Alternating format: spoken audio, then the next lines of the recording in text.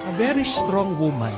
At meron pong kasabihan, the strongest wings are those who fly alone. Ang ganda po. Mga pinakamalakas na pakpak, mga pinakamatayag lumipad ay yung mga mag-isa. When you are alone, God knows that you can do it. Bakit pinapabayaan ka ng Diyos sa mag-isa? Kasi alam niya, kaya mo. Kasi alam niya, malakas ka. Kasi alam niya, ikaw lang, sa iyong kakayahan, magtatagumpay ka. Huwag kang mag-alala. Kahit na nahihirapan ka, nasasaktan ka, napapagod ka sa buhay, kung mag-isa ka, isang mabuting balita, hindi ka papabayaan na mag-isa ng Diyos kung hindi naniniwala ang Diyos sa iyong kayahan.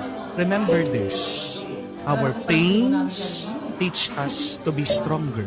Our tears teach us to be braver. And our broken hearts teach us to be wiser. Kung mag-isa ka, dumadaan sa mga pagsubok at problemang ito, ikaw ay